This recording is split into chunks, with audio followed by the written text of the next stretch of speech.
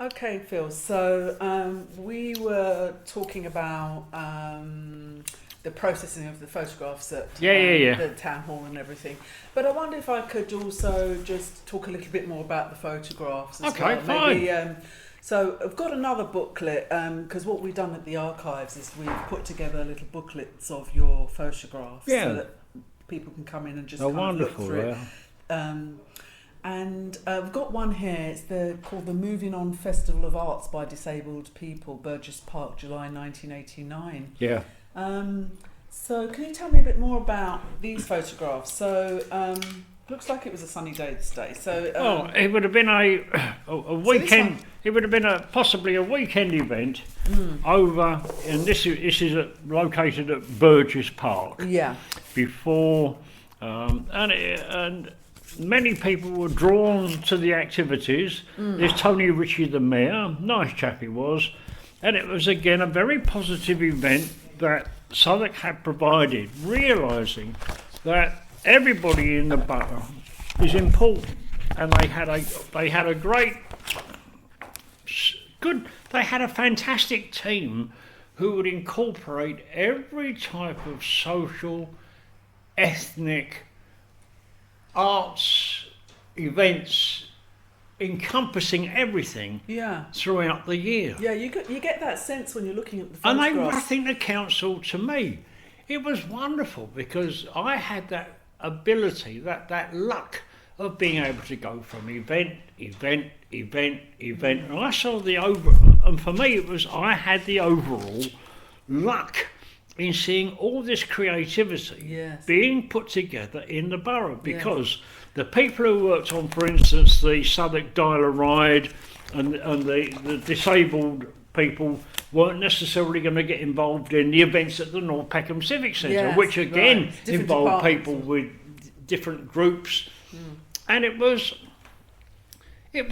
were great years. I Yeah. always felt you would walk away thinking, they're really doing something right. I always felt it was very positive. I never got involved. The trick was, for me, I never got involved with the politics.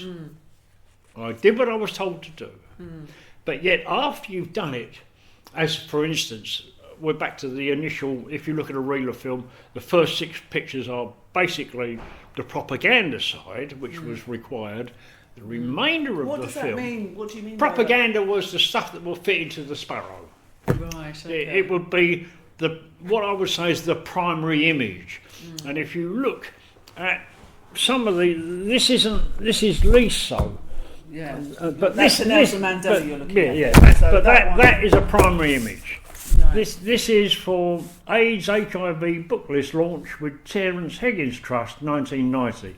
There we have a member of the council holding an AIDS leaflet, and in the background we have a display of AIDS paperwork. So in some sense, it's a primary image. If you see what you get, it tells you exactly why you're there. And then after you've done the 6 frames, you would then, in the majority of cases, use off the film in looking at the surrounding areas, so that the photography became, for me, more interesting Yeah. after you've dealt with what they want. Because Yeah. sometimes what they want and what they see afterwards, they go, oh, we prefer that.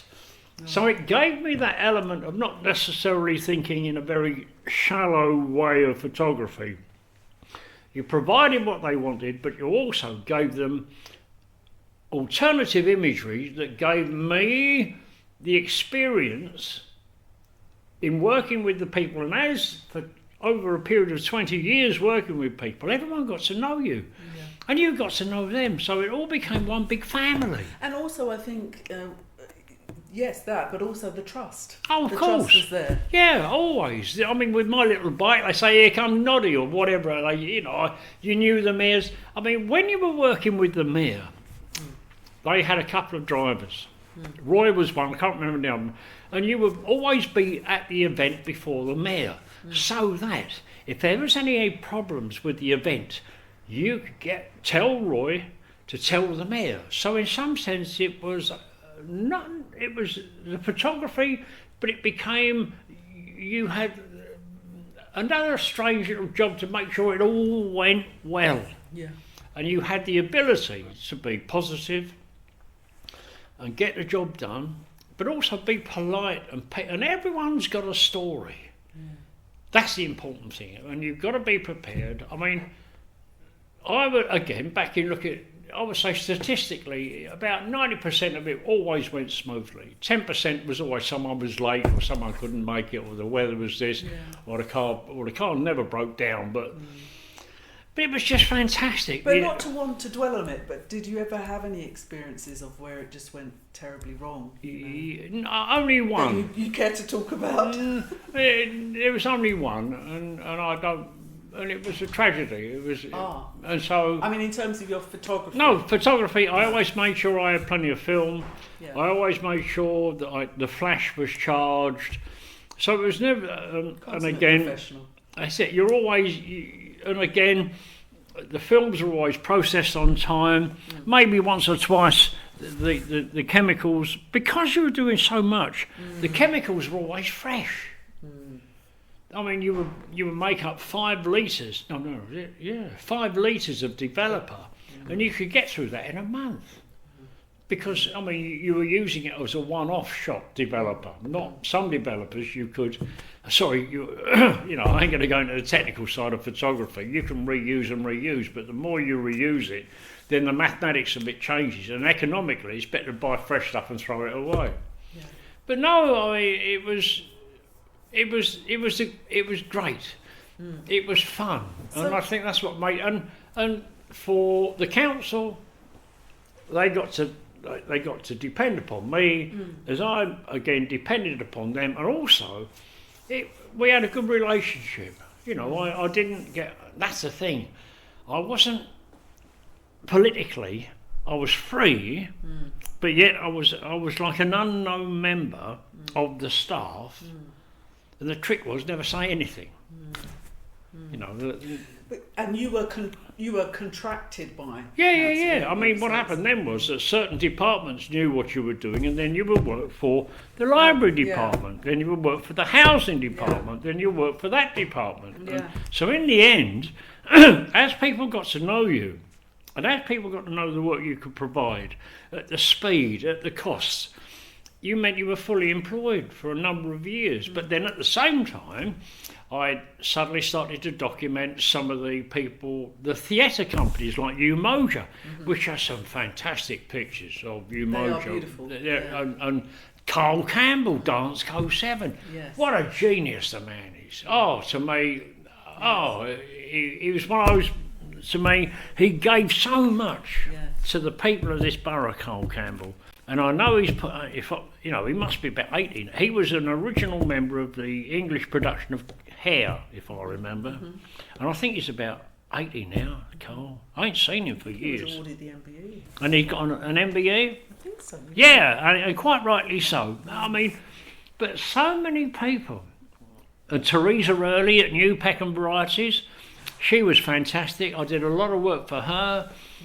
I did a lot of work for the education department, which I've got countless contact sheets of negatives of kids in school, of Southwark schools. So what would you say was your most enjoyable time working? I don't know. I think it was the Southwark shows, in a way, because of the camaraderie with this group of people that put them together. For once in my life, I never played football at school. I never played cricket at school. I swam. Whereas here at these events, you became a part of a team. And it was a great team because you depended upon them and they depended upon me. And what humour we had. But they worked really hard. It sounds like also, the way you're recalling it was a beautiful time for you. It was. And also there was a certain sense of duty. Yeah, we had it. The thing is that everybody enjoyed themselves. Everyone was positive. It was just everyone did their job, and the people flocked to these events because as a child, growing up in St Martin's Estate, every year I would go to the Lambeth County show over Brockwell Park. And so I knew what was to be expected. It was just the fact that it's just long leg work. It's just walking and walking and walking. Yeah. And so you weren't on your motorbike at this no, time? No. Although I think on a couple of occasions they gave me a push bike. The council gave you a push bike? Yeah, because do you know how big Southwark Park is? Yeah. It's enormous. And if you think of the top to the racetrack, and if you walk up and down it, you're walking about 10 miles, 12 miles a day, whereas all the rest of them, they were driving around in trucks. But I wouldn't. So at the end of a weekend of these events, you're exhausted. But my aptitude of photographing people was very simple. I trusted them, they trusted me, and the photography was basically straightforward. The thing is, have no fear about people. We're all here together, and we all had and be open, be honest, and do your best, and that's what happened. So I'm proud. Certainly reflected. I'm really proud. I mean, I've got stuff that I should really give Lambeth, but I did very little in Lambeth. Although, I mean, I got some tremendous pictures. I had to photograph Benjamin Zephaniah for Penguin Books. Yeah. And I think you've got some photographs of that. Yeah, you have. There's some, but the ones of Penguin Books, they use for a book cover. Oh. So that's what happened. But I've never been. Everything is low key in my head. You know, I've never been. Look at me. Yeah. Because I've always been happy. Because you never know what you're going to photograph. This is the thing about the council. Yeah. I mean, the only thing I've found very dull was photographing swimming galas. They were really dull. Really dull. Only because the lens would condense, the noise, you're going to fall in the water. Oh dear, yes. Anyway, all the rest of it I couldn't mind, but swimming galas. Wasn't your bag? Oh, it wasn't. No, I was, and also I had to photograph the youth games every year. Yes. And that was dull as well. Sorry. I mean, if you're not a sportsman and you're not interested in sports photography, that's me. I've never been interested in sports photography. Yeah. I know what to do, how to do it, but not for me. But that again was a chore. But that was up at Crystal Palace. Yeah. And it was fantastic. You know, all the boroughs came together. There was lots of activity. Southwark brought back the team again, who put on the sport, all the events, and it was a feeling of we're all working together somehow. I mean, I had very little connection with the borough these days, apart from paying my poll tax and doing this, that, and the other. And I see and I get through the door the Southwark information sheets, and I think, they're wonderful. And I look back at the pictures and think, I could do better than that. But I got my pension, I don't need to do it. So when did it start to wind down with for me then? Because you did a I think you worked up to about the early 2000s. I think you did a stint on Southwark Live, that's but then right. not for very what long. Happened was that you get old and you change, and the people above you change as well. Yeah. All of a sudden, when the Sparrow went, it then went to Leisure Access, I think, and then from then it went to Runabout. Southwark Life? Then eventually it turned into Southwark Life. Right, okay. And by that time, the management above all changed as well. But it sounds like you perhaps didn't feel the same way about, the early 2000s and moving on. No, I think in those days it all changed. And again, different people bring in different teams, and eventually you have enough, and you think, right, that's it. I've done my time for the council. Although there were times afterwards you were brought back to do a couple of jobs, right? But generally, you're now looking at the age. And that was done digitally then. Yeah, then it's all gone digital. Yeah, that's the thing. It all went to digital, and for me, I kind of got stuck in black and white and colour print, more black and white, which now proves to be successful because I still have a darkroom. I still have all my negatives back to 1977, all filed and dated, and Chris has got an index for all the Southwark stuff anyway, which you have. And and all of a sudden my age as well. You suddenly realise that you're 40 odd, 50. You're 50, and I'm still taking pictures now. Yeah. But it's not. Wonderful. You found other areas of photography. Well, yeah. And you kept on expanding your photography. So as one door kind of closed, another door opened. Yeah. Well, talking about other doors opening. Yeah. So I know that you were doing other work in between working. Oh, of course. Obviously. Yeah. But I wanted to ask you about your cloak of bog job. Oh yes. So I understand that you have exhibited your work across London and in Italy, and have been involved with a number of projects in more recent years, including the Candoko Dance Company promo shots in 2015, done them all. Soapbox, Voices of Woolworth exhibition launch in 2017, Southwark Queer Story exhibition launch at Peckham Levels in 2018, and more recently the exhibition the toilet photos that saved gay men on trial, which was a unique collection of photographs of public toilets all over London. That's right. Taken between the 70s and the 90s, and they were shown at Museum of London last year, I think. This was followed up then with a panel discussion at Goldsmiths. Photographs were commissioned by a lawyer to help in cottaging defence cases of gay men to prove whether the police said they could. Repeat that. Defence cases of gay men to prove whether what the police said could be witnessed from a certain angle was possible. Yeah. So could you talk a little bit about how that commission came about? Right, very simply, it was back to living in Mitcham in this house with all your pals. Because on a Sunday evening, we would all go down to a pub called the Gorringe, which is in Tooting. The Gorringe? The Gorringe Park Hotel, which used to be a Young's pub. Yeah. And we'll all turn up on a Sunday, knowing that I've got to go and teach on a Monday, and all the rest of them, God knows that. Some were teaching us whatever. Yeah. And again, in the pub, you meet people. One of the people I met in the pub was a bloke called Bruce Reed, who I still know is a very good friend of mine, who was a lawyer. And I took his photograph as I carried on documenting. And then one day he said to me, Phil, look, you take photos. I said, yes, Bruce. He said, can you at all take some photographs for me? I said, what? He said, well, I like some photographs taken of the men's public toilets in the Seven Sisters Road. I said, why? He said, well, it's a bit of a strange story. So anyway, I went along with Bruce to this public toilet in the Seven Sisters Road, which had been demolished. And he explained to me about cottaging and about these photographs are going to be used in defence of men in trials. So I said, look, I'm working for the defence. He said, yeah. I said, well, the police have got their... He said to me, yeah, but the police rarely photograph anything like this. And so I photographed this toilet. We had to rebuild it and all the rest of it.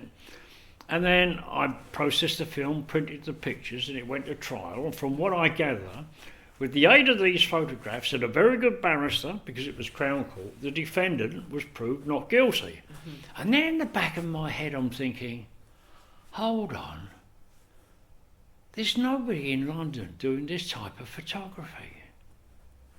And a light kind of in my head went, hold on, if there's no one doing it, why can't I? So then word got around through Brooks and through other firms of solicitors that for the next 20 years, this is running parallel to Southwark and the dance companies and all this other stuff I'm doing. I ended up taking photographs for firms of solicitors. Now, these included photographs for the defence of people who have been accused, sites of murders, sites of robberies, sites of drugs halls, injury cases, stabbing, everything. It was anything whereby photography can be used in the defence of somebody for a trial. Right. And this proved to be economic, but very dangerous, because unlike the police, I can't close places down. There was a lot of danger what I was up to, because, I mean, one of the, I won't know, I'll leave that story alone. Sometimes it's best but it was dangerous photography. But yet, but you went around all of London taking photographs of toilets, public toilets. Yeah, I mean, when it comes to the toilets, men's public toilets. Yeah. I mean, women have got. Yeah, I never had to once go to a women's public toilets. Right. But when it came to the public toilets, luckily enough, at the beginning you used to go with the barrister and the solicitor and the outdoor clerk, and that costs money because it's all based on the government would supply legal aid. Right. And eventually they all got to know me and trust me, so they would send me both the defence statements and the prosecution statements. So what you would do is you had basically a film script. You have what the left hand says and what the right hand says, and all you do now is to translate language into imagery. So you have a defendant saying, no, I didn't do this, whereas a policeman would say, yes, he was doing that. Now, in their statements, they would tell you where people were standing. Right. So all you had to do was to go back to these places and reconstruct it. It's reconstruction. Right, okay. But some of these places were hell. They were awful places. Yeah. I won't go into it. Dear, oh dear. I mean, imagine. Yeah. No, yes, there are places I don't ever wish to return to. And right. the thing is that... How many photographs did you take? Over 2,000. Over 2,000? In 20 years, over two... I mean, I photographed about 60 different toilets. I did Clapham Common, Brompton Cemetery was really swinging. Yes, we won't talk about that. A couple of pubs. There were many gay haunts throughout of London. So how did you feel about, I mean, did somebody approach you about doing this exhibition? How did you feel about your For years I knew that as I've kept all these negatives, and for years I knew that every time another toilet gets closed, another toilet, eventually you think, if I need to go, as you, to the toilet somewhere in London, where do you go? They've been Gone. closed down. I mean, you look at Windrush Square in Brixton, there's a couple there that are underground, not open. You look by Norwood Cemetery, there's another there that's closed, that's been stripped. I mean, I photographed the one in Carnaby Street. Beautiful pictures. I must admit, some of these toilets were tip-top, which is now a bar, because some of them are in prime sites. There's one by Balham tube station, all bulldozed, all gone. There used to be one in just on the site of Oxford Circus. That's it. And they had beautiful tiles. That's it. The thing is that eventually, because of there are many factors that all of a sudden, cottaging, you have the AIDS suddenly appeared. And that really put some common sense into this activity, that it was dangerous now. And so that element came in to, in a way, change men's habits. Not everyone, and the rise of the private gay club. Yeah. So the angle away from cottaging, which I'm still sure exists anyway, is changed to AIDS, private clubs, and other factors. That's basically it, I think. So in the end, and the other thing about the cottaging photographs, after photographing all these varieties of areas all over London, don't forget I had a radius of 30 miles in London to document these places.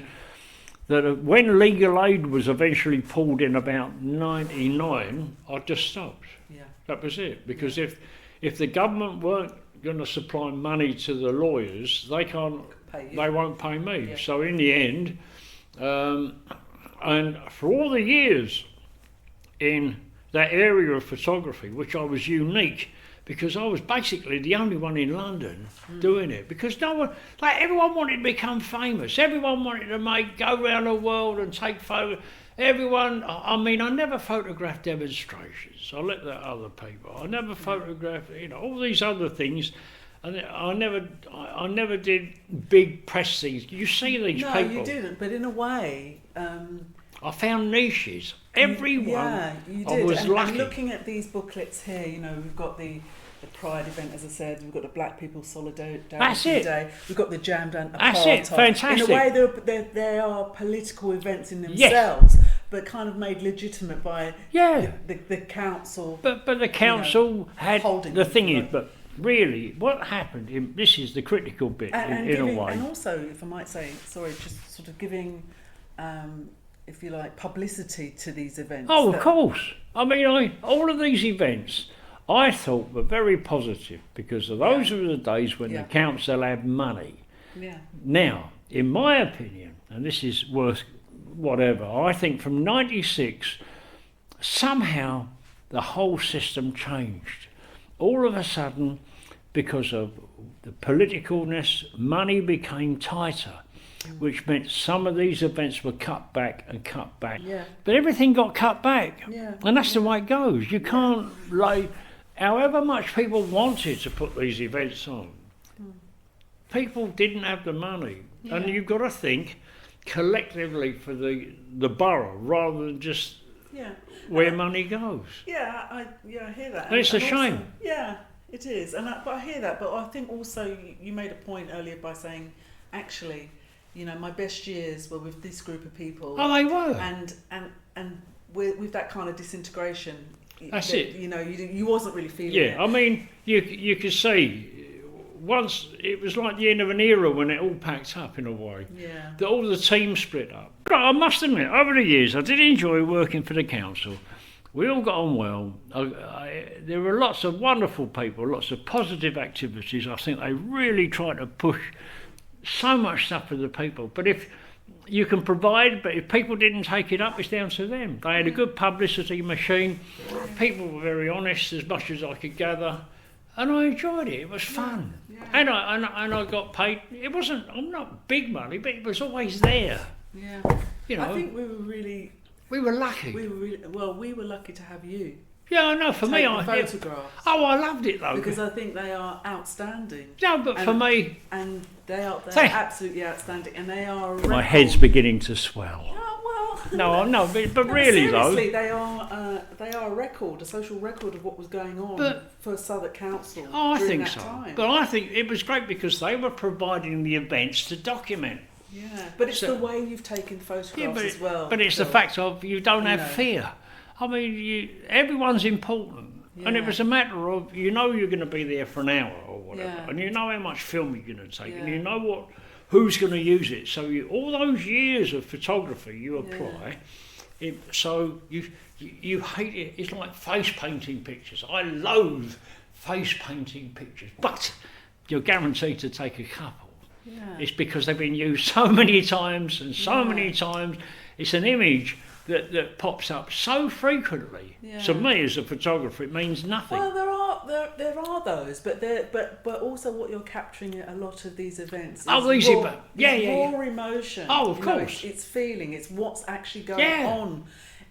You can almost, for example, at the Jam Down Apartheid, imagine yourself being there listening to that music, that jazz music. They were great events, you know. I mean, they were great music. You got to know. I mean, look at that place is packed with people. Yeah, and we can see here an image of Burgess Park, and there are throngs of people. This is it, sitting on the grass. It's a really packed. Sunny day. But you know that this time, you know what lens to use. This is taken with a 135 lens, which packs a lot of people into a small place. And we've got views of the Aylesbury Gate in the background. And you just know how to take the style of photography. And there's Tony Ritchie. That's a political picture, you know what I mean. That's him and his wife. But it tells you he was the mayor out there saying he's calling out the bingo.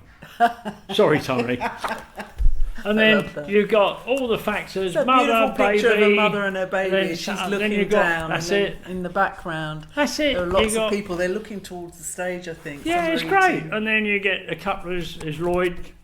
There's Lloyd Hannigan. He's a nice bloke. Then you've got the girls dancing. Oh, there's a contact sheet in black and white in that bag of these on at the North Beckham Civic Centre. Yeah. Have we finished? No, we're nearly done.